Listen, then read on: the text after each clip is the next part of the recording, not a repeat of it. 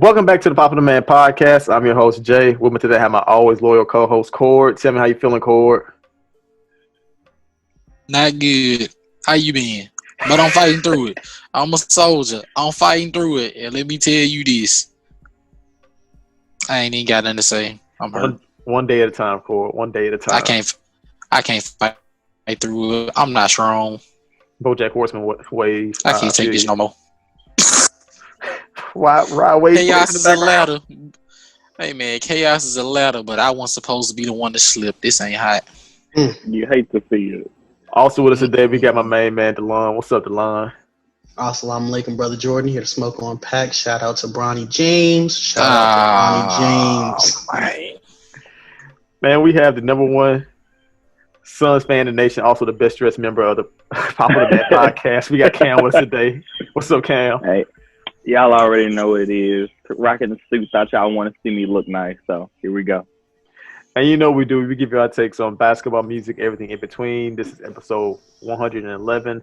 If you're watching this on podcast services, know that you can watch it on YouTube. If you're watching on YouTube, like, comment, subscribe. Know that you can listen to it on any streaming service available with podcasting.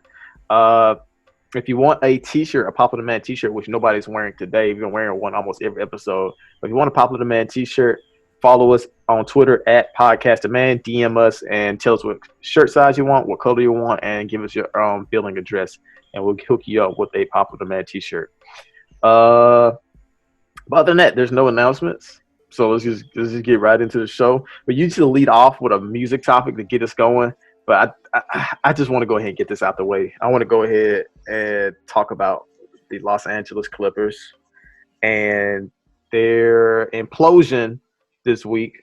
The Clippers, all year long, the Clippers have been talked up as being the title favorites. They have been hyped up to be the team to beat, the team that was going to take down the Los Angeles Lakers in a battle of LA. Those two teams have been the Los Angeles Clippers, Los Angeles Lakers have been hyped up to be the two teams in the Western Conference Finals all year long. The Lakers made quick work of the Rockets and got there in 5, while the Clippers were up 3-1 against the Nuggets. And it seemed we were going to get this fairy tale Western Conference Finals game that we had been waiting for. Now, but unfortunately, last night, it was not the Clippers and Lakers that played in the Western Conference Finals. It was the Lakers versus the Nuggets. The Clippers blew a 3-1 lead to Jamal Murray and Jokic after blowing, I believe, a 17-point lead in the third quarter of Game 5, a 14-point lead in the fourth quarter. No, it was a 14-point lead in the fourth quarter of Game 5, a 17-point lead in the third quarter of Game 6, and then blowing a 12-point lead in Game 7. The Clippers were eliminated. They've had like a 7-minute stretch in Game 7 where neither of them scored. Paul George and Kawhi combined for 24 points together.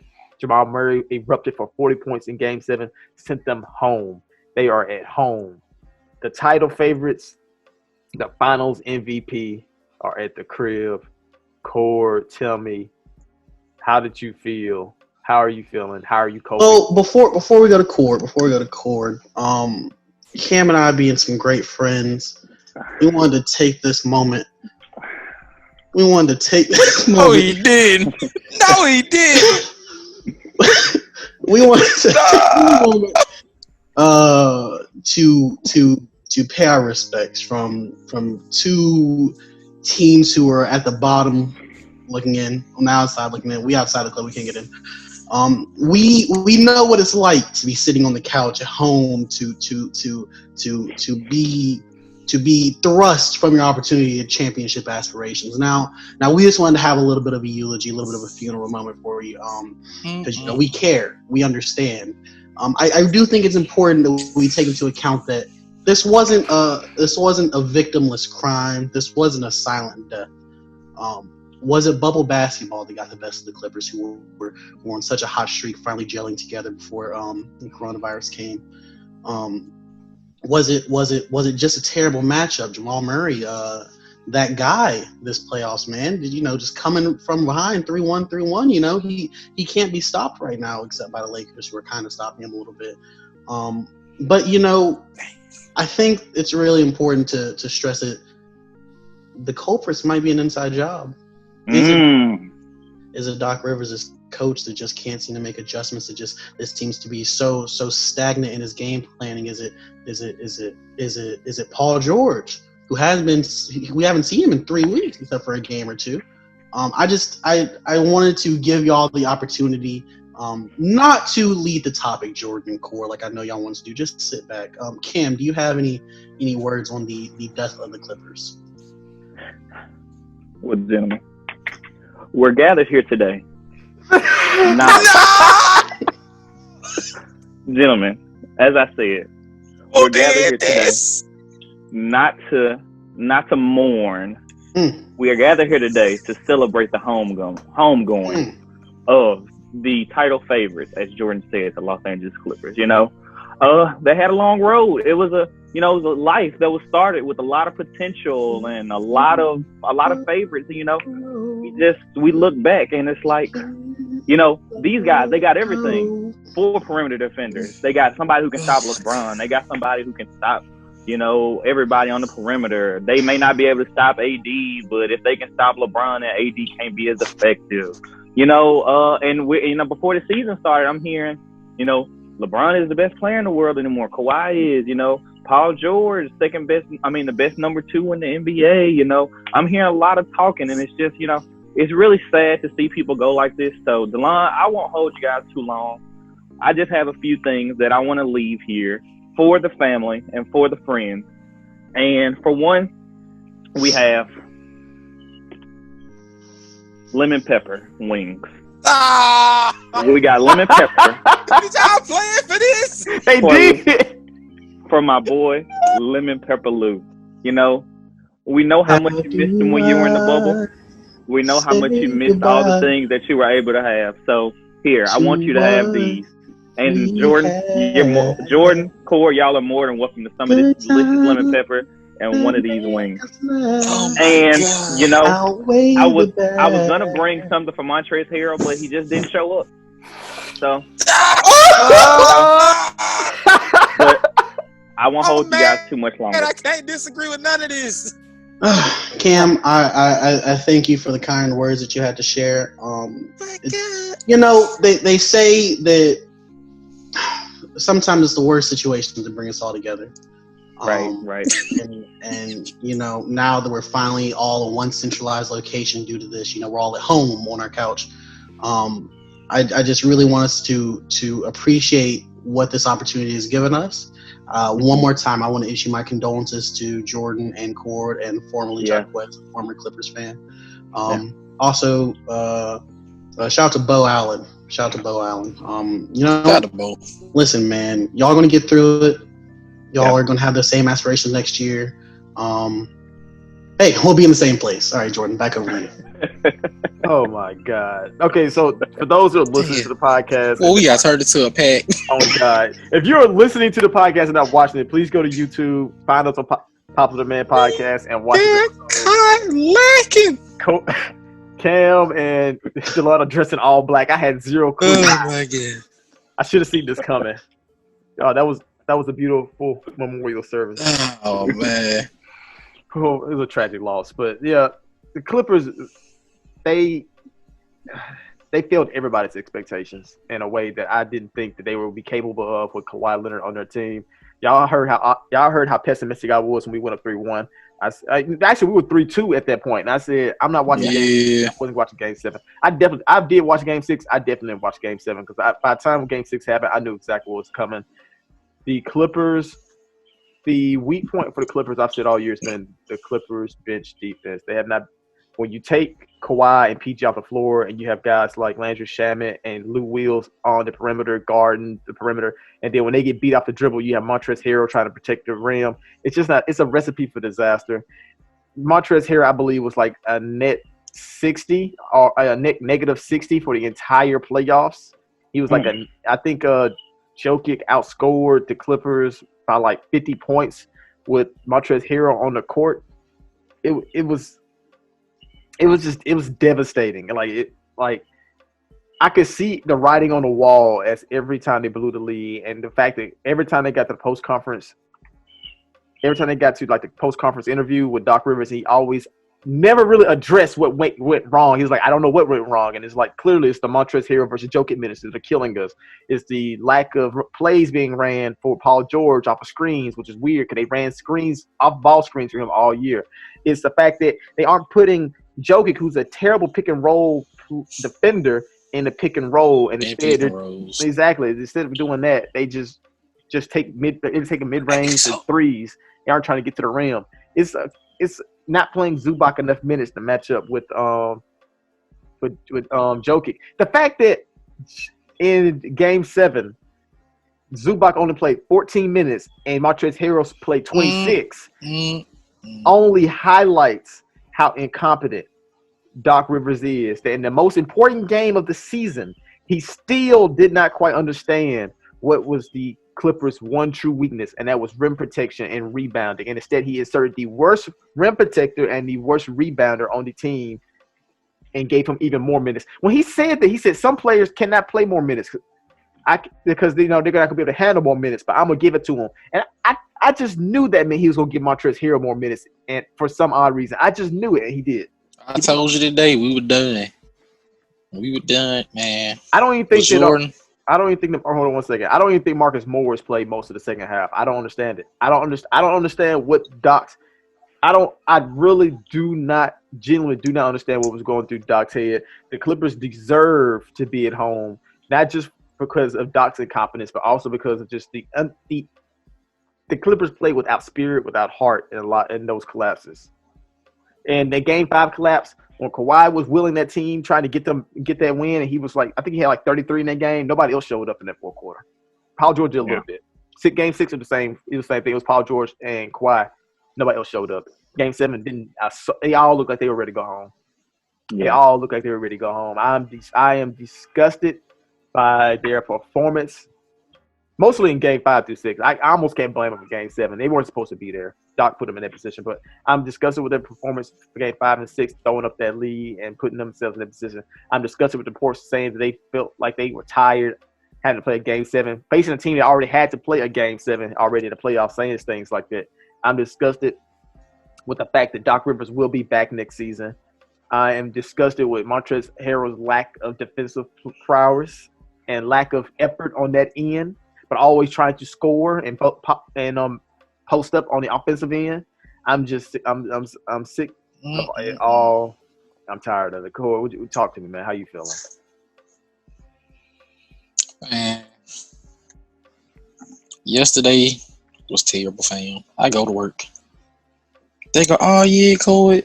Remember when you said the Clippers go either be in the finals or the Western Conference Finals on your birthday? I was like, yeah, I remember. But don't worry, you gonna be all right. We gonna throw a little, we order some pizza, we gonna throw a little party for you. I go in the break room. They got the Laker game playing. Lakers up 20-some. Everybody on the court having fun. They smiling. AD out here cooking. I felt so bad. And it was at that moment I realized I had to do a Who's Wild. But not for the Clippers. Not for Doc Rivers, but for us as the fans. We was wilding all year for believing in them. Time and time again, Doc Rivers has let us down, Jordan. I remember the year I met you, and you said, this the year we go get it. We going to the Western Conference Finals, and we going to the finals. And I remember I went home. The year it ended, I had went home for the summer. And I texted you and I said, bro, we really finna do it. We are 3-1 on the Rockets. And I remember going to sleep and I woke up because you called me and you said, fam, we blew it. We done. Josh Smith went crazy. Corey Brewer went crazy. And Doc Rivers then put Chris Paul and Blake Griffin in. At that moment, I should have retired as a Clipper fan. But I stood strong. I stayed solid. And I said I was going to hold it down. And 6 years later, nothing has changed. It's us, Jordan. We the problem. We don't hold this team accountable, and we will continue to be let down until the ultimate change is made. So I am making a strong decision today. I'm not saying nothing about the Clippers until they make it to the Western Conference Finals. I don't even want to talk about basketball no more, fam. We the one who wilding out here because we believe in them and they some bombs. I want to make this statement. I said a lot of things this year. I and I have to apologize. And it breaks my heart to do it. LeBron's still the best player in the NBA, fam. Ain't nobody taking that crown. Nah. Ain't nobody taking that man crown. And Steph Curry better than James Harden. And Steph Curry better than James Harden. It's been a tough year. This has been a terrible Corbin missing, boy. I really have. You could have saved yourself from that one though. That's what we've been trying to save you, Corey. You let yourself out on that limb. I thought this was gonna be the year. Yeah, it's. I don't know where to go. Like, there's so much to say about this team and how. I might go to Phoenix. I'm not gonna hold you. I'm really fed up at this point. I might join. If you hadn't gotten let down enough, come to Phoenix. We'll do it even more. Hey man, at least y'all want to come up. Y'all get let down. Imagine having hopes. Couldn't be me. Exactly. And I'm gonna say this: I don't have hope anymore. I'm like, Corey, you won't hear me on this podcast or even on Twitter or even in person. You'll not ever see me talk unless I wake up and they said Lou Will, Montrez, Reggie Jackson, and Pat is gone. I don't want to hear it. If it ain't none of them being shipped off, I don't want to hear it because they did so much talking. This the year we finna kill. We finna do this. We finna do that. Pat Bev getting 50 fouls in 5 minutes. Montrez can't defend nobody to save his life. He trying to post up, take all these quick first steps, run to the rim like he a 6'7" paint beast, but he can't defend nothing. Lou will shoot 1 for 30. No, I won't. So let me be clear. Talk about things I want for next season. I want Lou gone. I'm fed up with 6 man of years that can't defend. I'm sick of it. I'm sick of relying. I'm sick of relying on these small 6 man that try to generate their own offense and then they can't find it in the postseason. We should have traded for Chris Dunn when we had the chance. Remember that? I remember. I'm sick of Montrezl Harrell. I want him gone. Chris Dunn and Thaddeus Young. Let Montrezl Harrell just walk. I don't want him back. I don't want him back. I don't want Lou back. I don't want Reggie Jackson back. God no. Beverly talks shit, but that's just territory that comes with it. I'm fine with him. I'm gonna say that. My only problem with Patty, he fouled out too much. Yeah. He fouled out way too much. Yeah, he did. Ain't no point playing all that defense if you only doing it for 20 minutes. No. I 100% agree. Bring Morris back. Or at least let him be the backup. Bring Morris back. Bring Green Absolutely. back. We got to find a backup point guard and a backup center. Tristan Thompson is a free agent. Hope that's somebody they target as their backup center. And as a backup point guard, maybe DJ Augustine. I'm not sure. But we just need some more defenders in that second unit. Absolutely. We need guys who aren't ball reliant and guys who are going to defend and do the dirty things. And Trez was just wasn't willing to do the dirty things for this team. It's crazy. What's up? If we would have just straight up traded Trez for Morris and we still would have had him I forgot his name just different. Yeah, we still would have had Mo Harkless. Team would have been much better. No, we would have won. We would have won that series. But like I said, Corey, I can't have hope. You won't ever hear me talk about this team or what they're going to do, what they're not going to do. I'm not going to talk about the Clippers all next year. We might have Clipper topics because they're going to inevitably do things. But I will not be talking about the team going to be fine. The team's going to be great. I'm not going to say none of that. Y'all ain't going to hear me say that. I promise y'all not. I don't care who they add this offseason. I don't care if they address every need and get rid of every. Now, I'm gonna say this. Y'all not gonna hear me talk about them niggas until they actually do something. Until they do something, them words ain't gonna come out of my mouth. No. I will say this now. One piece of hope that we can keep out here. It does take every great team a year to get it right. Now we'll say that. But my main problem was Trez and Pat was talking real spicy, and they did not show up. They did not show up, fam. They didn't. And that's the thing. That's been my whole thing with this team all season. Like we've come to expect it from people like like LeBron and a couple other people, where they take games off. They kind of they know what's coming in the postseason. They know what it takes to get to the NBA Finals and win an NBA championship. So they chill out and they talk their stuff. With this team, you got Marcus Morris. Oh, is it Marcus or Marcus? Y'all got Marcus, right? Yeah. It's Marcus Morris, Patrick Beverly, Lou Williams, Montrezl Harrell. The 4 biggest shit talkers on this team who have literally never won anything. And it's where does all this confidence come from? And it's not like these are the guys, because honestly, these are the guys who are supposed to make the plays and pivotal moments. Pat Bell's supposed to be making those pivotal stops. Lou Williams supposed to be getting these clutch buckets. I don't really know what Montrez was supposed to be doing. But the thing is like, these are the guys screaming. These are the guys who are supposed to be making these pivotal stops and getting these pivotal buckets and stuff like that. And when the time came for you to back up all the stuff that you have been talking, they did nothing. Nothing. I like that edge because every team. I saw a Laker fan say Alex Caruso been better in the playoffs than Lou Will, and I couldn't even disagree. Nah, I couldn't either. But like I couldn't even disagree. I think teams need a guy like that, a guy with edge. Yeah. I like what Pat and Marcus Morris bring. Marcus Morris is legit. You need one. Morris is like a top 3 player on this team. It was like Kawhi, and it was in that first series. It was Kawhi, and Marcus Morris. Like those were the 2 best players on the Clippers in that first round. Like it wasn't PG, absolutely by no means. And in the third round, he kind of disappeared, but he still did his job. He did. Yeah, that one good game though. Yeah, he played within his role. I can't be mad at what he gave us. He wasn't the reason why we lost that series. But like I said, Pat was just like couldn't stay out of foul trouble. But anyway, I don't have anything else to say about the Clippers. I'm not going to have anything else to say about the Clippers, for that matter. And as far as like going to another team, I feel like I'm so entrenched in this team. I don't feel like I can root for another team with good conscience, knowing how much I've rooted for the Clippers for the past decade. I'm gonna go. I think this next season, I'm still a Clippers fan, but I'm just gonna be talking about my favorite players. That's all I'm gonna do. I'm not gonna talk about the Clippers. I'm gonna talk about my favorite players. I need to see some roster changes. Your price went up, Jordan? What's up? The price went up? Price just went up, man. Shout out. I need to see some roster changes. I can't like I said, I can't stress this enough. Even if we get roster changes, as long as Doc Rivers there, I can't be optimistic. He's blown a 3-1 lead with the Magic. He's thrown a 3-1 lead with the Clippers twice. That just shows his incompetence and his inability to be flexible in the regular season. I don't understand why he still has a job. I don't understand how you can have a job after making it such a terrible call. Hopefully, if we get with the trades, he will have no choice but to play Zubac. We're counting on the front office to save Doc Rivers from himself. But I'm pretty sure the front office won't bring Trash back unless they do. If they do, it's going to be on a team-friendly deal. They're going to let him be tradable, and they're going to trade him as soon as they can. I guarantee it. If he comes back, he will be traded. I hope so. But like I said, let's move on to the next topic because we've been here a while. The first music topic of the day is Kanye West.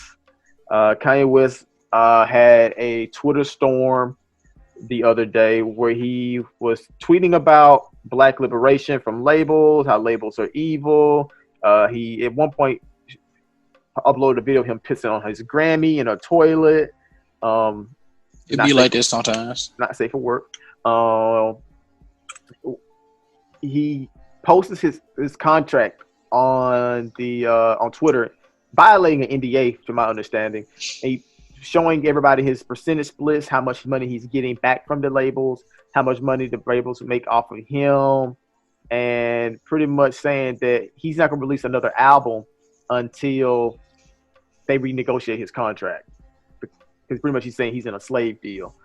Be honest with you, Kanye said a lot. I'm trying to summarize he said a lot. He said a lot. Like he said a lot. He got banned from Twitter because he posted the phone number. He doxed somebody. Who did he dox, Cord? He posted somebody's phone number.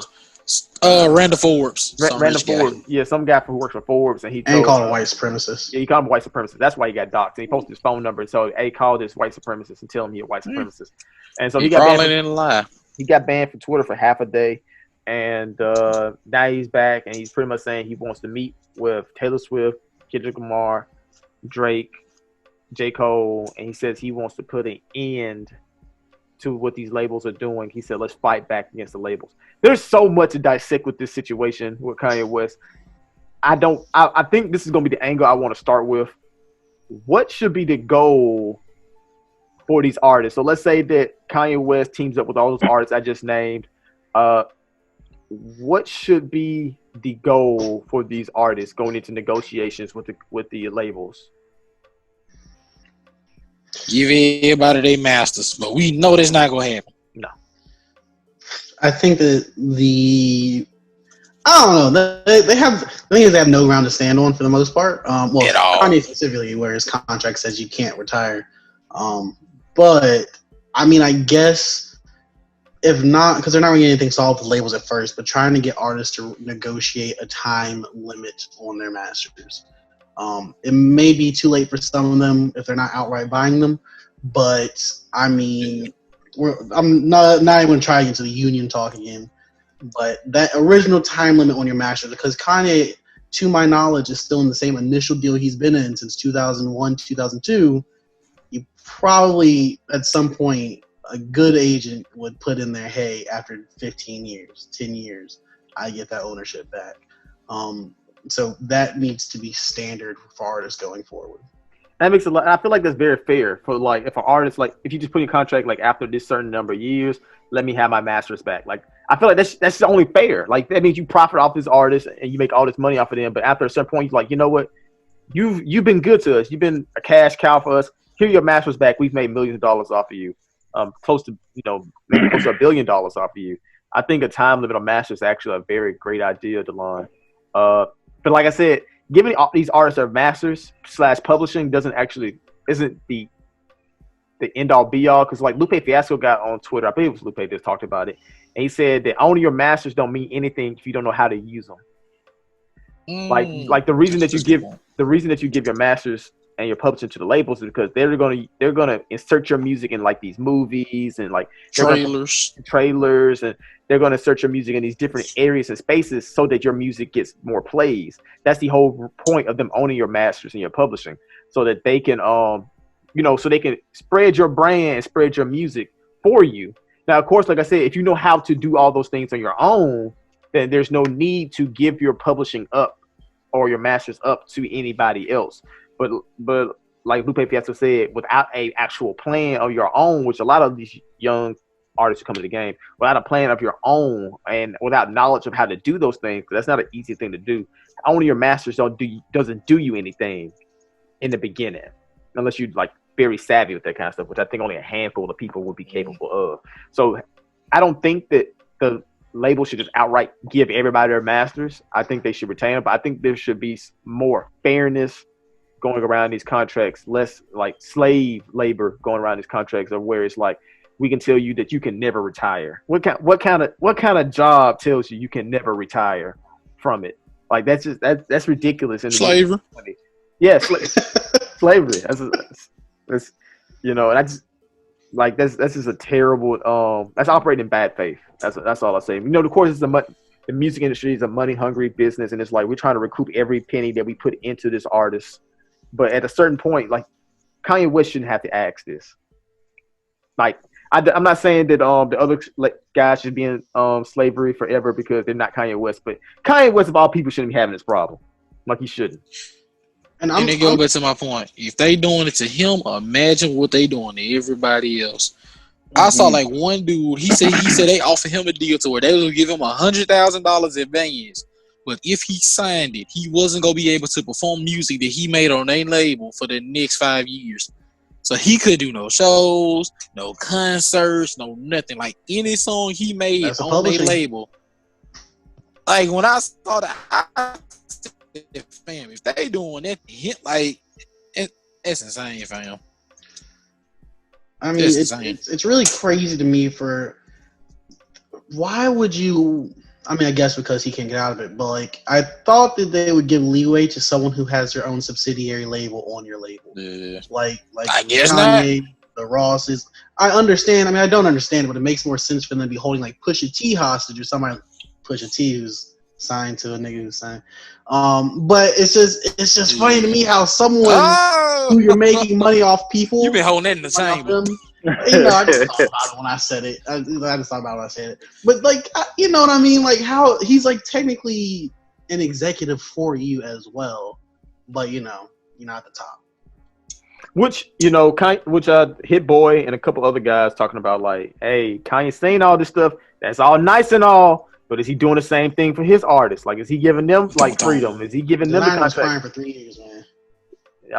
Who was crying for 3 years? Designer. That nigga trying to get free for 3 years. Hashtag Kanye slave overseer. That's tough. And that's one. I'll say this: we've been wondering for the longest, like, does Kanye go on these rants because he's actually sick and he has, he's dealing with a mental illness, or is he doing this for attention? I know now because the music, we still ain't got the music that came with that last rant, which was like months ago. That I now know that this is not like for attention. This is really. And I kept telling y'all.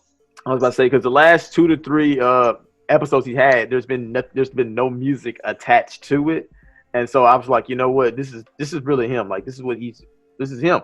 But like, with that being said, I still think he's very self-serving. I don't feel like Kanye West is advocating for anything that wouldn't help him. Like, I don't think he's pushed for like his intentions. Like, oh yeah, this is something that's gonna help all artists, but it's mainly something that's gonna help Kanye West. I don't feel like Kanye West ever gets up and tries to do something that's not gonna benefit him tremendously. And I feel like he got up and said, you know what? Why the world I still don't own my masters? This is an outrage. And then that's what made him get on Twitter, more so than like the fact that there's people on his label that don't own their masters, and there's people on his label not getting treated right. And he didn't think to himself like, well, that's not fair. We shouldn't be doing people like this. That's not what spurred him. And like, it goes back to the conversation we had about intentions and results. And if the result ends up freeing all these artists, that's good on them. But boy, Kanye is so self-serving. In the evidence of that is how he said, "Hey, Taylor Swift, I'm going to go get your master's." Family friend, Scooter Braun's a close family friend. I'm going to get your master's. I was like, Kanye, that was a very public thing like a year ago. Why did you wait until just now? All of a sudden, hey, I know Scooter. I'm going to get your master's back. That didn't concern you beforehand. Man. She was an ops last year. Hey, man. But yeah, she was the ops 3 months ago. But Drake was the ops like a song ago. Yes, facts. No. Taylor Swift was the op a week ago, maybe 3-4 days ago. Now she's not because oh damn. I'm saying now she's not because now she can do something for him. Like that's why I don't like, man. That's why I don't like about Kanye, man. I'm being honest with you. Like, but I'm gonna say this: I think this is about the music industry, though. Maybe so, but man, you can't be that way. Like, it's just a terrible look. Like, how do you operate? Except for No Name. How do you operate in good faith by saying, I want these demands when you're doing the exact same thing? Like, I don't like him acting high and mighty, talking about like, I'm gonna free us. I forgot what he was referring to himself as in that Twitter rant. But Moses. He was referring to himself as some holy figures, and I'm like, dude, like, no, stop. So just cause, but I don't think Kanye is just. That's the thing that I'm getting at. But his contract showed that he is getting screwed over in terms of not being able to retire. In terms of, I think he's only getting 20% of royalties off his stuff. I think that might have been the number I saw, which is ridiculous. You only get artist his caliber on making 20% of anything off his music, and the fact that Jay-Z allegedly, according to the contract, people have been dissecting, sold Kanye's master so that he could eventually get his masters back. Nuts. Which go back to Kanye, which that speaks to Hov, who's also somebody who's been preaching black liberation, but is contributing to keeping black people locked up in these metaphysical chains. So yeah, they're all guilty. The contracts also showed that Kanye went back and revisited those contracts multiple times, made a bunch of amendments to them. They were after a point, I think it was like per album there was an amendment after Watch the Throne. There was a Jay-Z gets this portion, you get this portion, and then every album after that. So it took 9 years and all those amendments for you to be like, oh, I'm only making 20%. That's crazy. And I just feel like all these other artists we always talk about, that's not true. A lot of artists that we talk about nowadays have their label struggles, but eventually they either put out enough albums to get off their label deal, or somehow they're let out without that big of a fight. It's only Kanye and Wayne to where it seems like an eternal label struggle. Yeah. Is this something that's just like, are these deals not happening anymore? Are people not sticking around long enough for us to see those longer effects? Because I guess we haven't really seen the longevity of people after 2000. I think people ain't sticking around. Everybody else is getting off. Drake's getting out of his deal. Wale's getting out of his deal. J. Cole started a label. Like, all these other people are getting out of their deals, and their deals are expiring. just not those people from a late or earlier era. Boy, even so who is he really talking to with this? Because I don't think Kendrick's. I don't know if Kendrick's gonna be in that same situation. Cole doesn't seem to be in that same situation, although he is signed to Jay-Z. No, because Cole was signed on a different label on 2014 Forest Hills Drive, and the last song he said he had to start last album on whatever label. So he got out of his label deal after 3 albums. So I don't know if there's a new standard and Kanye's on the old one. I don't know. But I think that's what it is. Gotta be. I think it's the fact that Kanye signed that old deal, and that's back when they used to do artists dirty like that. And I think that more artists now, they still have their issues and have their qualms, but for the most part, they don't have deals that kind of like lock them in eternally for the rest of their life. Even like Lupe Fiasco, with his struggles with Atlantic, even he's off Atlantic now. Like that was on like a 5-6 year thing. Yeah, that was a long time too. Even he's free from Atlantic now. So it's kind of bizarre that Kanye is still locked in a deal. But that makes sense because Kanye was out like early 2000s, just kind of like Wayne was like late 90s. Man, so he calling Drake and Cole and Kendrick. That man need to call Nelly and Ludacris. Oh me, he talking to the wrong fellas. That contract daddy. Contract daddy. They ain't hurting like that. Not in this sense.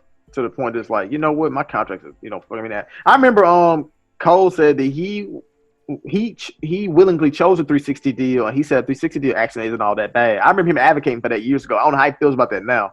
It was like, your label takes care of all the important stuff that is hard for the artist to maintain. All you gotta do is go out there and perform and on tours, and they make money. The deal's probably shorter.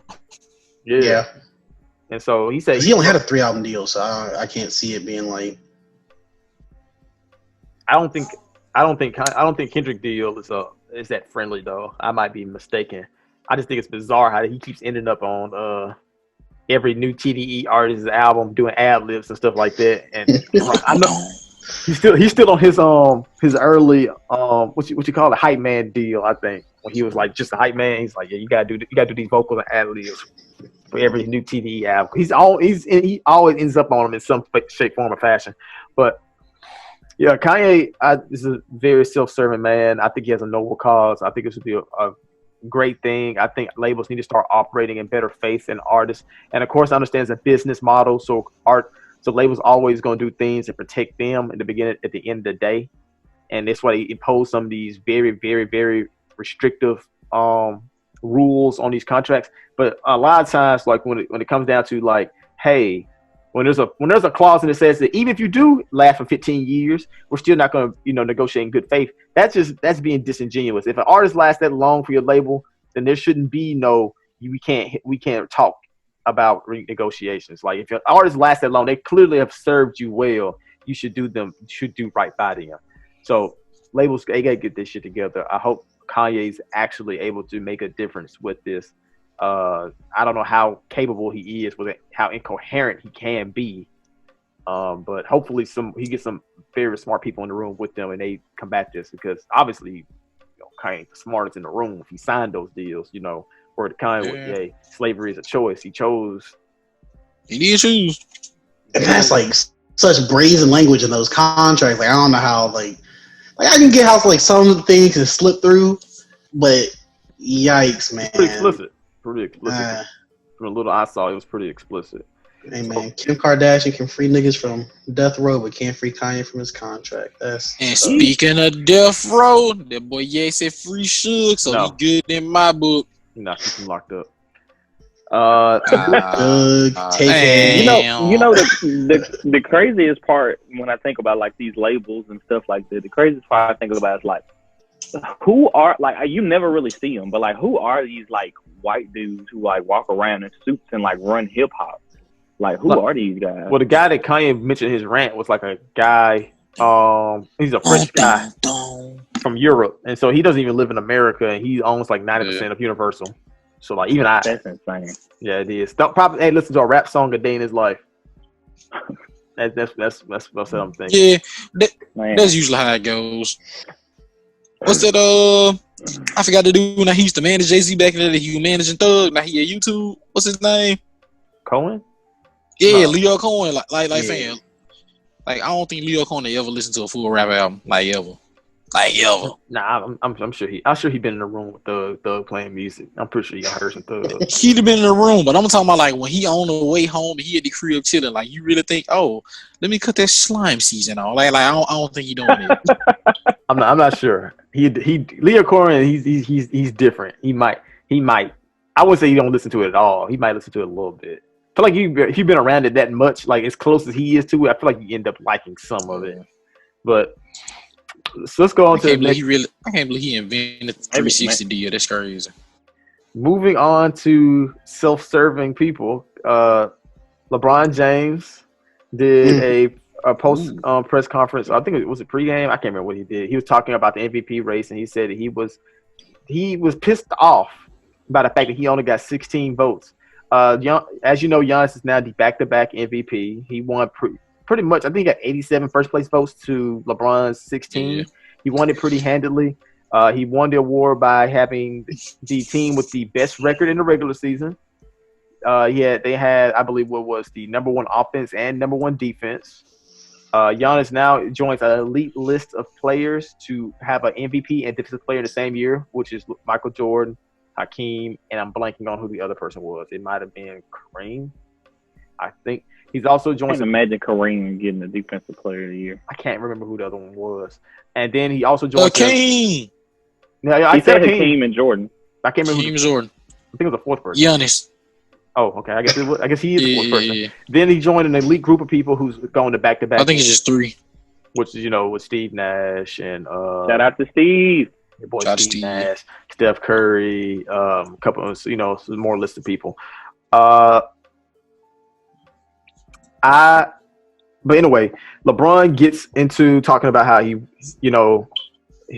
feels like he should have. Well, I don't think he said he should have won, but he just said he was angry. And he started talking about how he thinks it's like narrative based, and he thinks that the people let that stuff rule, how they choose who wins these awards and things of that nature. Guys, how did you feel about Bron's MVP comments? Do you think he's right? Do you think he's wrong? Do you think Giannis deserved his MVP?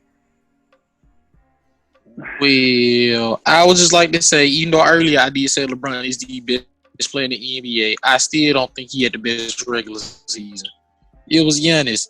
And in my personal opinion, it don't make sense that he said that Giannis getting votes was a narrative-based vote. Meanwhile, every media person that I remember watching at that time who said that they voted for LeBron voted for him for a narrative. Oh, he's 35. He's putting up the numbers. Kobe died. He leading the team with a new coach. 90% of the roster was moved. Like remember that? Like, if you ask me, those are all narratives. Yeah, those definitely narratives. And in my personal opinion, that's a much better narrative than back-to-back MVP/defensive player of the year. That's like LeBron's story this year is a movie. Giannis' story ain't even a TV show. I think the winning defensive player of the year and MVP thing might have motivated them a little bit. I think that's a pretty good story, especially and when they vote for this stuff, they never know how the playoffs are going to turn out. So like, who expected them to get beat 4-1 like that? So I mean, let's say because in theory you could have been, if you're this media person, you could have said, oh, I voted for Giannis for MVP and Defensive Player of the Year, and he went on to win a championship and Finals MVP too. So it could have been like, oh, I'm that person who that would have been nice. I'm that person who said basically he had a Giannis season. I'm the person who voted for that. So I think that's a pretty good narrative in itself. But saying that the argument is narrative based, saying that the award is narrative based, and then having the arguments that he has for winning MVP don't really go hand in hand. Like, you can't say that it's narrative based and your argument for MVP is negative based. So I don't think that's a good angle to take it. However, I do feel like in the end of the day, as Jordan said, I do feel like he was saying that Giannis did deserve it. I think he just felt like he deserved more votes, which I can completely agree with. But more votes. I was actually surprised, like, hearing so many people talk about Braun all year that he did not. I was like, 16 was crazy. I was actually very surprised looking at those numbers. I didn't expect that at all. I thought it was gonna be like 60-40. Yeah, so I can see that miffing him a good bit. Like, I was surprised myself. Listen, I I don't think LeBron James should have got MVP. No. But I agree with 99.9% of his comments that were not about him. Because he was talking about how strange the voting is. That man, he said how Mark Gasol got defensive player of the year made defensive all defensive second team. Yeah. He said how like so few votes. Michael was robbed. 17, and I was like, yeah, you kind of talking that talk, but yeah. So everything else that he was saying, I 100% agree with. Except for him being MVP. The one thing I don't agree with, well, he brought up Devontae Graham. I know that's a lot of people brought up with like most improved. I had this conversation with like Jaquez. Is Devontae Graham, is he a case of improving or getting more minutes? Because it's still an improvement. Well, and that's the thing. Well, it is. I feel like it is a case of improvement because usually when you see a player get more minutes, if they're not an efficient player, they get more and more exposed by their percentages going down. And I think he actually had an increase in field goal percentage and 3-point percentage as well. He went from like being a 34% field goal shooter to being a 38% field goal shooter, which is an improvement, but it's like going from terrible to going to bad. Like that's the improvement he made. If on the other side of the spectrum is Luka Doncic going from really, really, really, really good to really, really, really, really, really good, then I think because they were both both top 3 vote getters. I don't even think was Devontae Graham even top 3? No, he wasn't in it. It was Brandon Ingram. And then it was Bam. Up there. Bam, that's what it was. Bam. I think Bam and Ingram were great picks for it because I think Ingram went from like being an 18-point scorer to being like in the 25, 26. Luka didn't make sense to me. Bam went from being a guy who. I also think Ingram being the All-Star team. Yeah, he did. He went from a non-All-Star to an All-Star. Bam went from not even a fringe All-Star, wasn't even close to being an All-Star to being. LeBron did say Ingram should win. LeBron did say I had Ingram as my pick too, but But I was saying like those guys were fine. Luka Doncic was bizarre, weird. Because then I was thinking, why not put Trey up there at that point? Like, why not say Trey had? Exactly. Because Trey went from being like 22-point scorer to being a 30-point scorer. So like, if you're gonna do that, why not have him up there? You know why? Yeah, know why.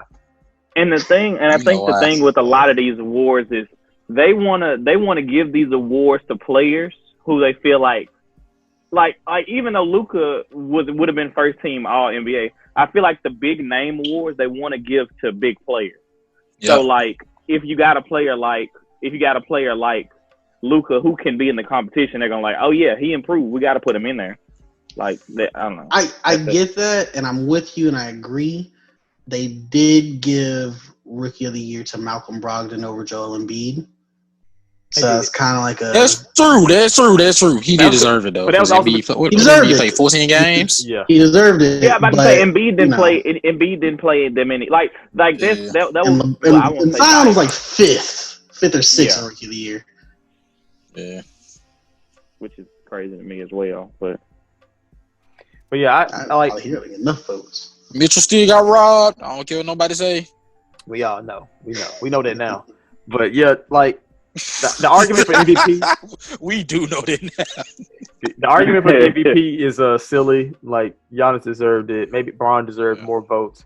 Narrative based. Bron had all of that on his side. I don't understand. I didn't understand that point. He had a phenomenal story. Now, in terms of voting in awards, I don't know how you fix it. I mean, that's how the awards and stuff have always been given. Like I guess you make players join in on it. But then the thing about players is, you do players. They don't take anything seriously. They don't, not only that, like. Are players able to watch other teams like media members whose actual job is to not to undermine players who play against these guys, but like for instance, Kawhi Leonard's gonna play against LeBron 4 times. Is Kawhi gonna watch every other LeBron James game? Hey, LeBron said he watches every game, and I believe that shit. I believe that LeBron sits down and watches. No, I believe LeBron does. But what about other players? Yeah, like what about other players? But even some of the media members, I don't think they actually be watching. I don't think all of them. I don't think they be watching either. But yeah, I feel like it's even increasingly harder to give votes to players who are actually like on the road, constantly playing every other night. Who can they're playing the same time other players are playing. Like it's impossible for them to watch games of other guys. do you give them votes in these cases, and do you tell them like you can't vote for somebody on your team? Like that's just like, also keep this in mind. Kendrick Perkins and Paul Pierce were once NBA players.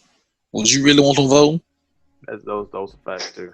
Listening to the things that they say, I don't want them. Just saying. No. Just asking. Ryan Hollins and him too. I mean, does he get a vote?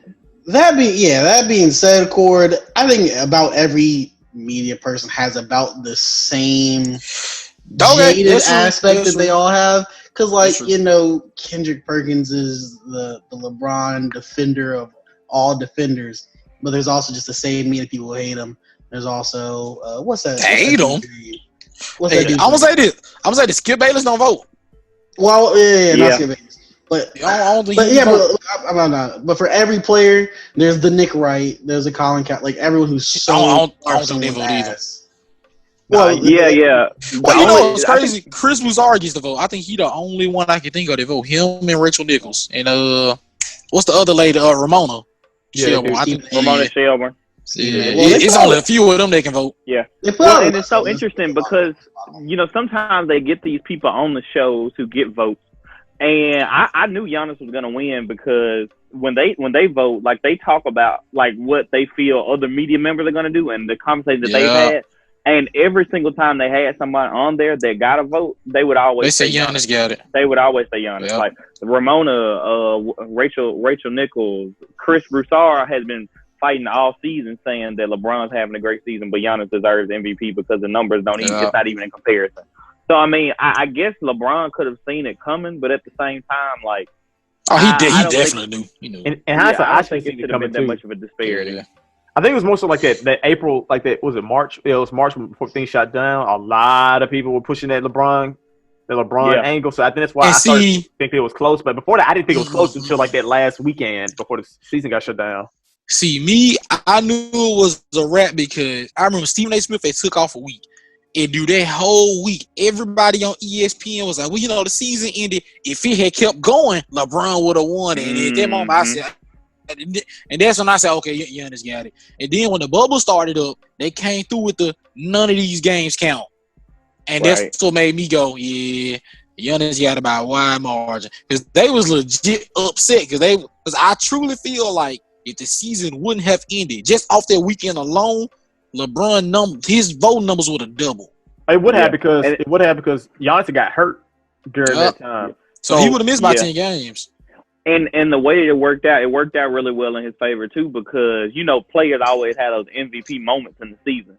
And that weekend he had beat the Bucks, the Clippers, and also the Nets that Monday though. I think those two guys he lost. Those two guys he beat. I mean, he beat Kawhi and Giannis in the same weekend. And he lost to Dinwiddie. I ain't forget. Nah, I ain't forget either. But it don't matter now. It don't. God damn. I will say this last thing though. I thought it was funny because like talking about narratives, the AD tried to say that I mean if you take LeBron off the team, we take a big hit. And I thought that was so funny because I'm like, what do you think happens to the Bucks if they didn't have Giannis? Like that was a poor argument. And I also thought it was funny. Like, oh AD, you mean y'all wouldn't be good? You wouldn't be good without LeBron? Y'all would suck. And that was just like. If they take worse AD than off Chris Middleton and Dante DiVincenzo, they're not going to make the playoffs. Just like last year when they didn't have AD on the team, they didn't make the playoffs. You mean when LeBron missed 40 games? Something like that. That man, they missed no 40 games. I'm gonna tell you what, his record when he did play was like 28. Also terrible. And also, I ain't forget. Okay, but a lot of those games he went playoff mode because he had a growing injury. Like he complained about that. He complained about that this year. In the words of Daniels, I ain't trying to hit no facts. I'm pushing the agendas. He said he was going playoff modes, and he went 2-8. He went 2-8. I ain't forget. And then he got his shot blocked by Mario Hezonja.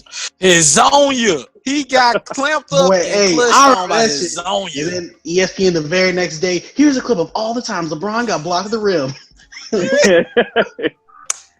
Hey, no, the funny part about it, that boy Hezonja was flexing in that game. And you know the sad part about it is he went to Portland and got the brakes beat off him by Bron. I'm gonna tell you what, man. You hate to see it. I need AD to stop being such a cook. I don't like using that language, but this man led the league almost statistical category talking about, yeah, man, LeBron on the team. Where would we be, nigga? It should have been Bron. You should be in this conversation. You like believe in yourself. Him or Kyle Kuzma, I don't know who's worse. Yeah. I don't know who's worse. It's Kuzma. It's Kuzma, and then it's AD. Like AD ain't far behind him, but it's Kuzma. Kuzma just trying not to get traded. He got that new. And I'm gonna keep real with you. I do not blame him. You know what? I take it back. It's AD then, because Kuzma is definitely doing that just to stay on the team. Like he gotta do everything it takes to stay on that team.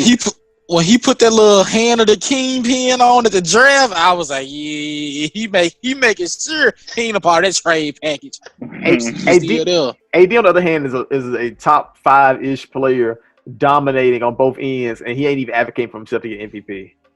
Hey man, Kuzma out here getting supermodels and shoe deals. He knew he wasn't going to New Orleans by any means necessary. We all know, like AD is just trying. He's just pushing for his 35-year-old teammate to get the last MVP he possibly could have won. Because I mean, is he really gonna do this again? Hey, we say it every season. Then again, we said it this year. We said it this year. Like, and we know Giannis didn't get it next year, so yeah. Oh yeah. You know how many, you know who? Hey, guess which three players gained first, second, and third place votes. Giannis, LeBron were the only ones to get first place votes, and then James Harden was the only one to get a second place vote. It wasn't those two, and he got one. So guess who both are not getting MVP next year? Giannis and Harden. You know, and you Kawhi. Know what? It is this exactly what I said too. Yeah, Kawhi ain't either. It's exactly what I said 2 weeks ago when Giannis lost. He in that hard category. I ain't gonna lie to you. Oh wait, I guess I can go ahead and speak into existence. Luka MVP on the way. I don't know, comeback kid Steph Curry and Kevin Durant. That's what I was gonna say. I think it's gonna be between KD. Oh, damn! I forgot about KD. I forgot about KD. Yeah, everybody but LeBron. Get it? Yeah, my fault, Kevin. No cap. I ain't gonna talk about it, but I don't think the Clippers gonna do anything next year. I ain't gonna hold y'all. I'm just going ahead and get myself ready for with the Warriors being back. The Mavericks only gonna be back. The Mavericks gonna only be better. The Nuggets gonna only be better. Everybody in the West. You scared of Wardell? Yeah, I am. Coming back. And he's scared of Wardell. Hey man, he better than James Harden, but I ain't scared of him. That's Cord Wiseman once said you ain't gotta be scared to get shot. All right. Hey man, all I'm saying is this: the one ring he got without Kevin Durant was without Kyrie and Kevin Love. I'm just throwing that out there. Now he's about to have James Wiseman. He's about to have. Not to mention Cord. You're right. Not to mention Cord. I forgot that lottery pick. My fault. Not to mention Cord. If we keep that same line of thinking, if we keep that same line of thinking, yeah, he folded. He folded in the playoffs, but he still turned everybody in the West into a pack to get to that finals. I want to remind you of that. True that. And do we really? And we don't even want him to fold in the finals, because when he does fold in the finals, he comes back and gets the top player in the NBA the next season. Yeah. And Giannis will be a free agent. No. And very last thing, that nigga ain't been injured since the first week of January, so he cool. Yeah. All right. That nigga chilling. That boy in the chamber right now. Yeah. That boy chilling with Drake, having 3-point contest at Drake's crib. Sickening. I saw that actually. Go ahead, Jordan. Okay. I was gonna say let's move on to the next topic. I want to talk to you guys about a budding star in hip hop. I want to talk to you guys about NBA Youngboy. It was probably a long time coming.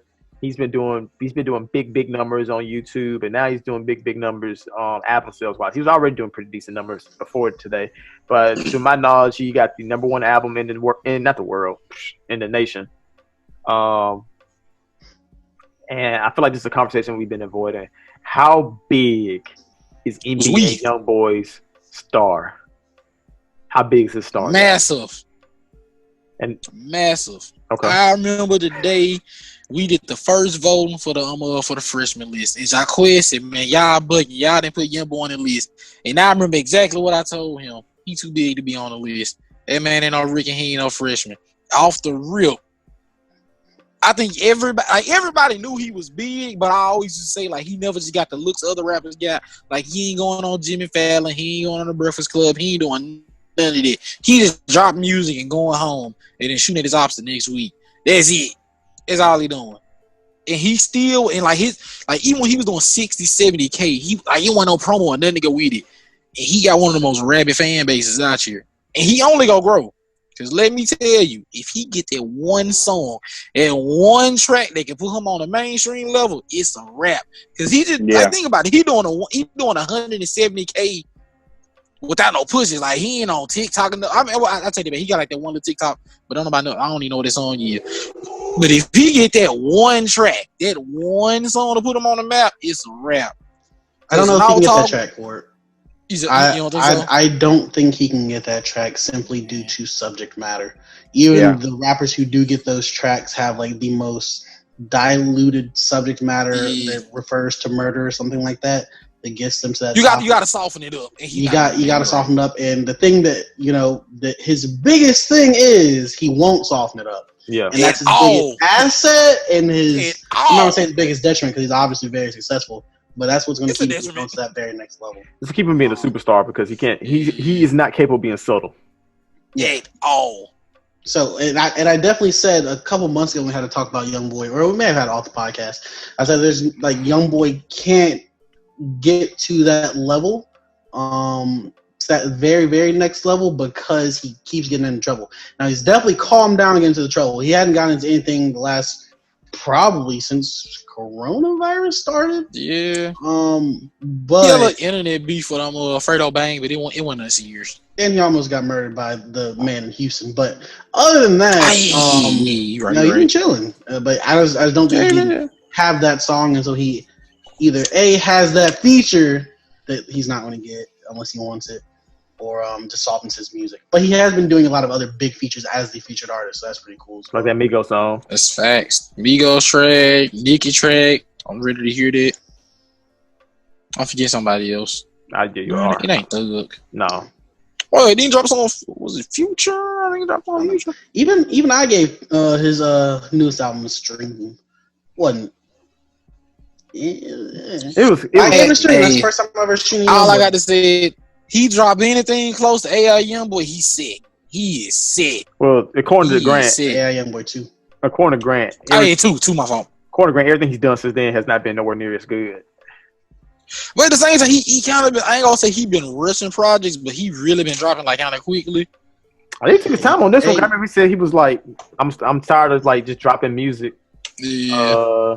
Which we said to do, and somebody told us that's not the move because he needed to feed the streets and his fans want music. Yeah, feed the streets. Guess what? He took 7 months off. Guess what? He has its biggest sales day, so you know who you are, person. Yeah.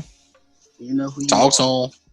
Talk to him. So yeah, man, I see nothing but a bright future ahead for Young Kentrell. All I ask is that he stay out the streets and stay in the studio. Young Kentrell. Young Kentrell. But that boy gonna be a superstar, man. If he keep everything together, he can only go up. I remember when he first came out, I was not crazy about his music. And when I heard AI Youngboy too, I said, "Damn, this nigga the future. He the one. He the one." Like, the last rapper I called the one was X, and X was the one. Well, so I just need Youngboy to keep it together. In the same vein of X, and I don't want to speak this into existence, Youngboy is very self-destructive. Very, very. So when you say you hope to keep together, like that's a tall task. In all honesty, he been doing kind of good. I will give him that credit. He been doing kind of good. More importantly, I think niggas can't leave a house. More studio album so he's out of his deal. I think. Talk to him. Hey man, go move to Wyoming, get you a little ranch, man. You know, get your little studio built up there. He ain't doing that. Ain't no ops out there. Just the cows, cattle. Just the cows. Horses and sheeps. Come on now. All right, D. That man has 5 kids. Oh my god. All right, I'm sorry. I couldn't imagine. So the next guy. You just leave your kids alone like that, Corey? It's 5. Take care of your shoulder. I think it was born in '99. Got 5 kids. All right. So that's nuts to think about. So, Moving on to the next topic, I want to talk to you guys about the other series, the Eastern Conference Finals, which is underway. I think the next game is tonight. The Celtics are now down 0-2 to the Miami Heat. The red hot Miami Heat, who have only lost one game the entire postseason so far. They are 10-1 in the postseason after being the number one seed in the conference. They're now up 2-0, 2 games away from being in the finals. A true Cinderella story to anybody that's not named the Miami Heat, who believe they were going to be in the finals regardless. The Celtics are almost in panic mode. There was a report came out that Jaylen Brown and Marcus Smart got into a heated debate in the locker room where things were thrown and explicit words were thrown around as well. Hold on a second. Bless you upon your clan. Whew, thank you. Blown leads, chemistry problems. Interesting. Yeah, names to start with C. 2 elite wings. A point guard that hurts other players intentionally. Coach that hates making adjustments. Keeping undersized guards in the game. They can't play defense. Not making shots. Crazy. No real rim protection. Insane. I've never seen that before. I ain't seen this movie. But anyway, guys, I don't know exactly what I want to talk to you about. The Celtics are obviously in panic mode. This is a do or die game for them tonight. If they don't win tonight, we might be breaking out the all black again for them soon. That's facts. I want to ask y'all this: who deserves more credit between Jimmy Butler and the Miami Heat's organization?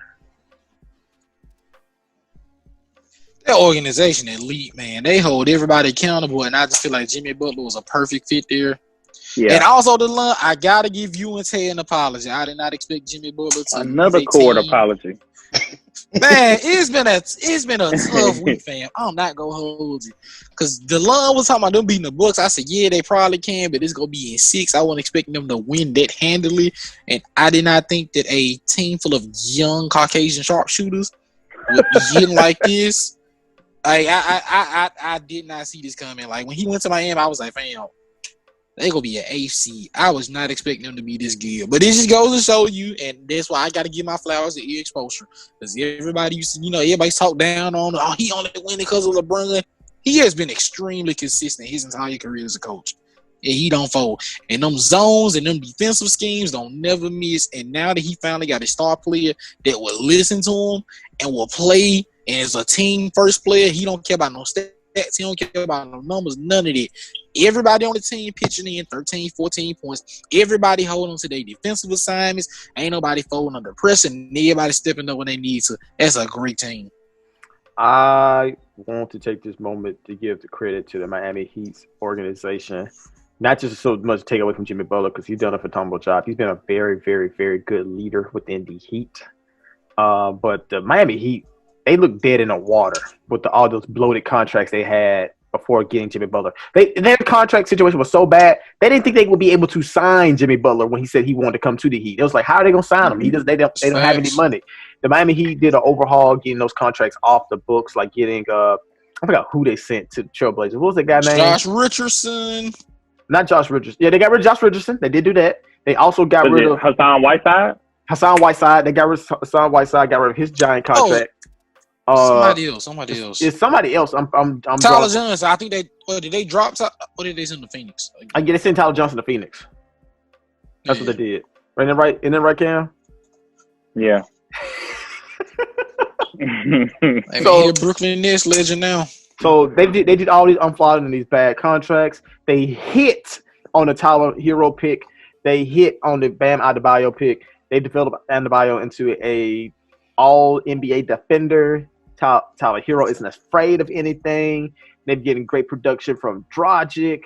They hit on the trade with getting rid of Justin Winslow to bring in Jay Crowder, who's been another very strong defender, scoring, making the right plays, passing. You dunked. Duncan Robinson, a guy they pretty much found out of nowhere, coming in, hitting threes at a high AKA clip. Soldier King, elite sniper. To be a championship winning team, you got to hit on the margins. You can't just sign stars, as you see with the Clippers. You got to make sure your player development, so the guys who are young, you make sure you're putting them in a position where when the time comes, they can shine and step up for you. Like, for instance, like Zubac on the Clippers. He should have been playing big minutes all year. So then when he got big minutes, man too. Then when he got in the playoffs, Zubac didn't really know what to do with those big minutes. But Tyler Hero's been getting those minutes all year, so he hasn't been afraid to step up in that role all year. He's been in them situations all year. But it's a championship level team. You got to be hit on your margins, whether it be the undrafted players you pick up in Duncan Robinson, whether it's the lottery picks you get, you make sure you capitalize on them. If you get the right guys for your team and you develop those guys, whether it's the coach you put on the sideline, the Spo, who's been brilliant. I think Spoelstra is probably the best coach in the league right now. I think he is the best coach. I'm gonna go ahead and say that. And when you have this combination, and then also the culture that you instill, because the culture that Jimmy Butler, the attitude he has, that said he brought to the Heat that already existed in the Heat. Those guys already moved like that. They were already. He just added on to it. They were already a hard-working group. That's why he fell in love with them, and he wanted to join. He's like, I love it here. Like, this is the culture I want to be a part of. And he just only amplified it more with his hard work and dedication. This team is truly beautiful. If they make it to the finals, that is an amazing story. I'm happy for all of them. And I can't. It's so. I picked the Celtics in the series. I picked Celtics in 7. Yeah, same. That could still happen very well, depending on what happens tonight. But I can't. It's so crazy. I bet against them against the Bucks. I bet against them against the Celtics. And if they get to the finals, try to play against the Lakers. I've already said I think the Lakers going to win it all. But it's so I don't. In good faith, I don't know if I can bet against the Heat again. Like, it's just, if I'm gonna try to bet against them. I think it's gonna be the Lakers. Well, and my whole thing is like, I want to give, like, I'm in agreement with you, Jordan and Core. I'm in agreement with you guys that it's more the Miami Heat organization, but I just don't want to take anything at all away from Jimmy Butler. No. Jimmy Butler has been in a lot of precarious and just honestly bad situations, honestly, if we talk about it. And he's finally just found a place where he can be himself and it's not too much for anybody else. Yeah. So, got to give a shout out to the Heat organization. But, I mean, if you watch how Jimmy Butler has played on both ends of the floor in this entire playoff stretch, like, it's been really insane. Like, hitting clutch buckets and finding the open man, trusting his teammates to make shots. Like, it's been amazing to watch Jimmy Butler do what he does and to almost play at a level. Jimmy Butler is playing at the level that we expected Kawhi. Well, I mean, not saying that Kawhi played bad because Kawhi didn't play horrible, but I mean, he just didn't. Jimmy Butler is making those plays, and he's making those shots that got to be made and getting those stops that have to be made. Whereas Kawhi could kind of shy away from it. He let PG take some big shots. He let Lou Will take some big shots. So like, but whereas with Jimmy Butler, he's like teammates. Trusting teammates. But Jimmy Butler's like, give me the ball, get out the way. Or if you taking a shot, you gonna take the shot. Like it's almost like it's Jordan-esque, as they can say on Undisputed. It's Jordan-esque. Butler has been deferred though, because it was like that one game where he deferred to Duncan Robinson, gave him that corner 3, and that's what gave him the or was that Tyler Hero? I forgot which one it was. And it was like it was Tyler Hero. And that brought the game within reach, so it gave him a chance to hit a 3 later on. Like, speaking on like Kawhi and his situation, like I feel like Kawhi played pretty much played as hard as he possibly could. Yeah, he kind of deferred to like PG and Lou at times, but that's because like it's like that one game where he was like scoring up a storm, and it was like, well, I need somebody else to do something, because you got to have somebody do something in a court. Yeah, somebody got to pick it up. But the beautiful thing with like Butler is he could take nights off on the offensive end, like scoring wise. Like Dragic is averaging more points and assists than Jimmy Butler. Torching up. He is killing guys. And you look at what he's doing. Butler isn't even like the best defender on the team, with Baum being the best defender. And with I've seen Jay Crowder pick up the hardest assignments a couple of times on the perimeter. Like he was guarding Chris Middleton a good bit in that last series. Like Jimmy Butler, they allowed Jimmy Butler to basically, by letting those other guys guard the best guys, and then by letting like Dragic carry some of the offense all game long, it saved Jimmy Butler's energy. So when the fourth quarter comes, he could just take over completely. But like I said, that speaks to the roster construction. That speaks to how hard the other guys who play and how good the other guys on that roster and team are. Yeah, I can't say enough good things about the Miami Heat. Hey man, Paul George Spoelstra, who says no? the entire world. Hey, I got you. I don't know what kind of trade value Paul George has right now. In all honesty, like I don't know who he could get for us. Like somebody said, Paul George for Ben Simmons trade. I don't know if the Sixers go for it. Like that's saying a lot right now. I don't. I mean, the thing is, I kind of don't want Paul gone though, because the thing is, like, he was really good in that Nuggets series. No, he was. I wouldn't. No. I definitely don't see Paul. I think Paul George has his struggles, but I just think he's a number 2. Like he's just not a number 1. Yeah, that's fine. I mean, he has his struggles. I was about to say just on a good night he can be a number 1. But you can go ahead, Jordan. I would say he was pretty good in that Denver series. Like you said, he had a bad game 7. I mean, even Kawhi had a bad game 7, so I can't even be mad at him about that. Yeah. Like some people are. But yeah, speaking of those two, they're younger version of themselves, and Brown and Tatum are having some growing pains, as we can see. I just think with the way that the Heat team is clicking on all cylinders from the bench to the starting lineup, the Celtics don't have enough. They just don't have enough to compete with them guys. Also, I'm going to say this, and I look at the Celtics, I look at the Clippers. Sometimes you have too many cooks. Sometimes you got too many players that's used to take a certain amount of shots. And so when the game gets to a certain point, everybody looking at each other like, oh, you got it? I thought it was me. Nah. Oh, you okay? You gonna say that? You know what I'm saying? Like, oh, you gonna take that shot? Oh, okay, cool. You got it. Like, and that, I think that's kind of what the problem between everybody. You know, Jason Tatum running around like he Kobe.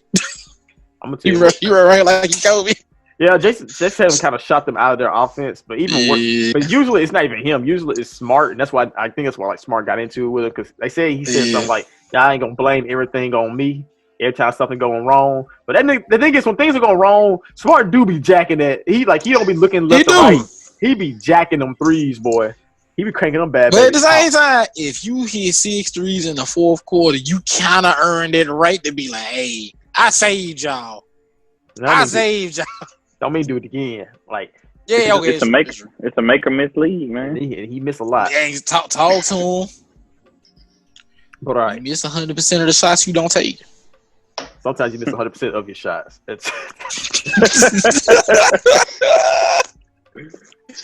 Hey man, pray for the Boston Celtics and Jason Tatum, aka Paul Pierce. We rocking with y'all. Paul Pierce. Paul Pierce. I want my prediction to come right, so I'm still rooting for the Celtics, but the Heat, man, them boys. I'm not. I'm not. They were talking a little too spicy for my likings about the Clippers, fam. You know what? Let that go. Now, Laker fans hating, I understand that. We asked y'all for the smoke. We ain't never say nothing to Boston. We let y'all cook. And y'all are racist. That boy Brandon was y'all. Brandon was clowning us for He was. I was so confused. I want to let y'all know. Y'all fold. If y'all fold, we gonna see y'all niggas bleed green because we couldn't, y'all. I'm coming for you next. I'm letting you know. I'm real. I'm gonna tell you what though. I'm in a group chat with a bunch of Celtics fans. God bless them. They were very encouraging. They told me they extended their papers. It's like, John, come on. We've been asking for like 2 years now. Become a Celtics fan. I almost bit on it because I got so close to telling niggas in the chat. You had a weak moment. I was a Boston, bro. Yeah, man. About to throw the white robe on. I was so close during this time of racial chaos. I was so close. I was so close to getting that group chat after the game 2 loss and telling them, "Damn, this is what y'all wanted me to leave the Clippers for." I was so close. I said, "No, man, they in a very bad space. I'm gonna leave them alone." Them niggas might kick me out for real. Man. But it's also funny because half the group chat is like Celtics fan, the other half is like Heat fans. So it's like half the chat was like celebrating the win, and the other half is just like, God damn, I hate my But we got bro. They were talking a little too spicy for me. No, I feel that. I screenshot that exact part that you're talking about too. So we're gonna see. So moving on to the last topic of the day. Guys, I want to talk to you guys about who is an artist that you've tried to convince your friends to listen to, but they just would not do it. Like they didn't get it, or they just never would try it. Who's the artist you've advocated for? Def Grips. Yeah. Yeah, cool. Def Grips. 100%. And I'm not gonna give up. Y'all gonna like one of these albums. One of these days, y'all gonna like one of these albums. I like the album. Looking like that. I like the. I listened to the album that like you rant and raved about, and like that's like their most notorious album, and like no, I couldn't get it. I didn't get it. One day, WAP, you go get it. Now I got y'all with JPEG Mafia. Y'all rock with JPEG Mafia. You one step closer, just one step closer. You almost there. If you take out the hip hop element from that, it just completely loses me. Delon, what about you? So there's a few that eventually worked out. Chance the Rapper, after he dropped his very first mixtape, 10 Day, Billie Eilish before Billie Eilish got big. So those got big. And I think with most people, I've ended up gaining the trust of, hey, listen to this random woman artist that you would have never listened to. That's facts. But man, when I tell you the early roads of Doja Cat, that was tough. That was a tough sell. That was a tough sell because she had like Move. I like Go Down though. Song. And man, you telling me the girl that makes a song about the cow is she gonna be big. Now the one that goes Moo, that one, I'm like, yeah, she's gonna be. That was a tough like year until she finally dropped actual music. Yeah. Well, let's see. An artist for me, Mac Miller was like the first artist like I ever like push hard. But granted, the only person I was like forcing him onto was Mero. Mero was like, nah, I ain't listening to him. Y'all know why Mero didn't want to listen to him. And Mero listened to him. And I was like, nah. It is facts. It's facts. And I was like, nah, listen to him. He was like, nah. And it wasn't until like years later he finally went to like watch movies and sound out. He was like, bro, this is amazing. And I'm like, yeah, I kind of told you. Anderson .Paak is another one. Niggas just did not be going for him. They be trying to turn him into a pack. I don't understand. No, I don't know. It wasn't it. Like, you used to legit try to force you to listen to Anderson .Paak. No! He's not bad. We just don't feel like listening to him right now. No, but I was like, when he, because it was like when he first started like really popping, I would send updates about his music to the chat. I wouldn't even tell y'all to listen. I was like, damn, you gotta listen to this. Because one thing I know about this, anytime you try to tell anybody in that group chat, this nigga's the truth, he's very, very good, they are going to go in with those high expectations and they're going to say, he ain't as good as Jordan made it seem. So I don't ever do that. But I was like sending stuff to the group chat and niggas started telling me, stop sending that stuff, stop sending his music in here. He ain't good. I'm like, relax. I remember when Yes Lord dropped and you was like, this the best album. I was like, I said, bro, this ain't nowhere close to being better than Malibu. Anderson .Paak fans don't kill me. I really like Malibu and I don't like Yes Lord. You know, it's crazy that most Anderson .Paak fans enjoy Yes Lord more than Malibu. That's crazy. The Malibu. Yeah. And then the other one's probably Blue. I've talked about Blue ever since I was probably like in middle school. And I don't think anybody I know is actually trying to listen to him. I think that's the funniest thing ever. Like, I've talked about him so much and nobody's even been a tad bit curious of how good or how bad he might be.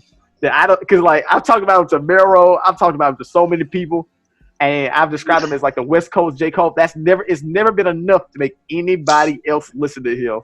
Hey man, you call him the West Coast. You call him the West Coast J. Cole. That was enough.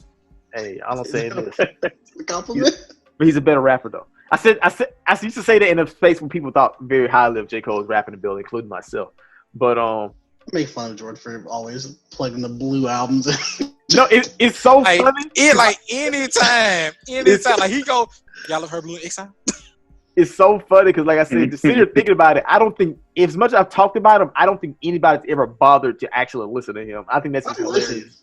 I've listened. It's been like, that was my that era phase. I just haven't listened to him like 8 years. That's when I was like really heavy on Child Rebel Soldier, blah, blah, blah, all that kind of. Asher Roth? Yeah.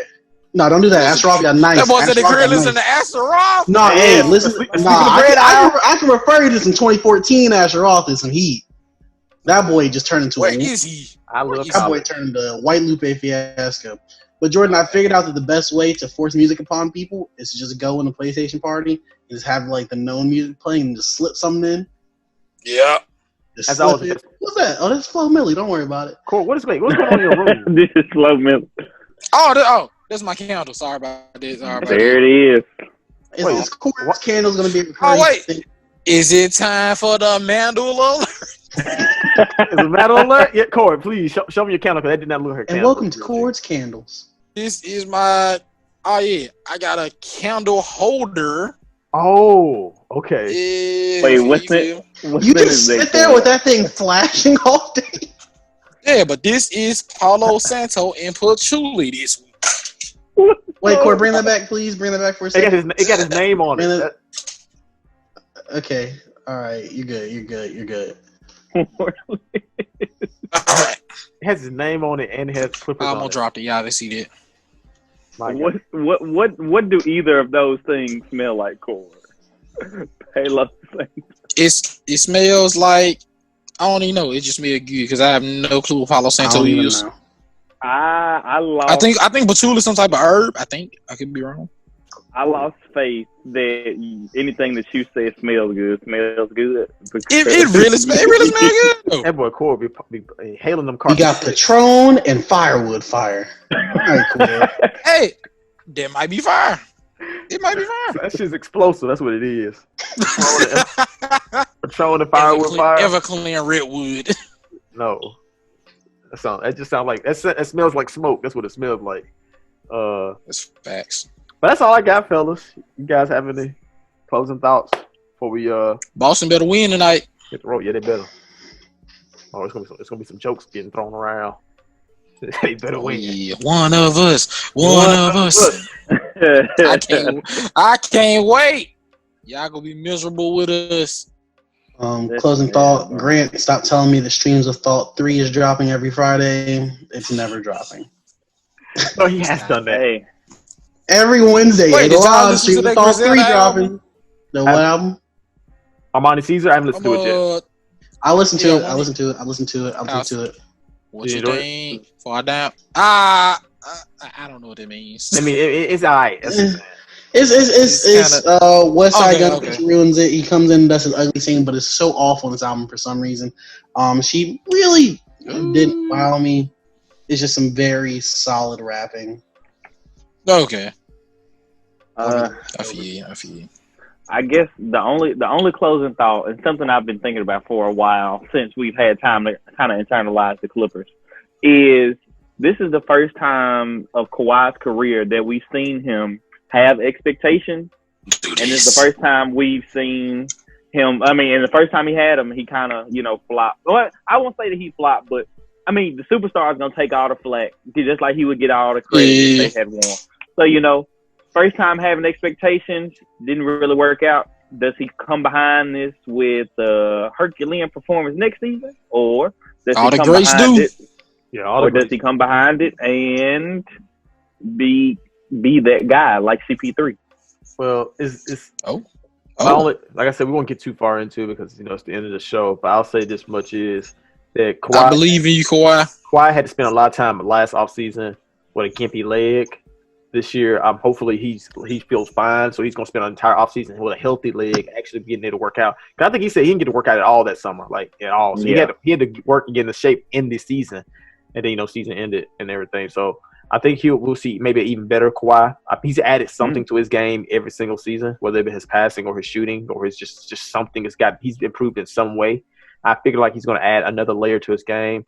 Same thing with like Paul George, who missed all of the summer because of his shoulder surgeries, and then he had like 2 hamstring injuries in the middle of the season. He's going to have an entire summer with his shoulders intact, and he's going to have he's going to be completely healthy for the first time in a while. I feel like we'll see a better PG, a better Kawhi Leonard next season. But like I said, what's going to make or break them is coaching and who else is around them, and I'm not confident in either one of those things. So it might not matter. Also, I need mid-range and Skyhook Zubac back. I need more shots. I need Zubac taking shots for him. I need Zubac taking threes. Are you threes? That's what I need. Because I think he used to shoot them a little bit on the Lakers. I remember that. He used to shoot a little bit on the Lakers. I think it's like every blue moon he would take one. But he said that like he's been working on it, and like the Clippers sent trainers to his country. Like they were in his country with him this past summer, and they took a goal and everything over there, and they was working with his 3-point shot, and like there was videos of him like just shooting threes all day. He said, "Yeah, I've been working all summer on my 3-point shot." And Doc Rivers said he's been working on it. He said he likes it, but he said he don't want Zoo taking those shots yet. So maybe next year he gets the green light to actually start shooting them. And he finally starts to evolve. I can't wait. He finally finishes his evolution to Marcus All. It's facts. 2 West Shores 5. That's Lopez, Marcus All. That's my hope for him. Look at your elders. But I don't think he's fluid enough to become Brook Lopez. Lopez moves really well for a 7-footer. I don't think we give him enough credit for that. Hey, he got that clip. On me, he got that clip. But even then, when like he pump fakes and then drives, like he does it so well for somebody this height. But that's all I got, guys. Thank you all for tuning in to another episode of the Pop of the Man podcast. See you next week for another episode of your favorite podcast.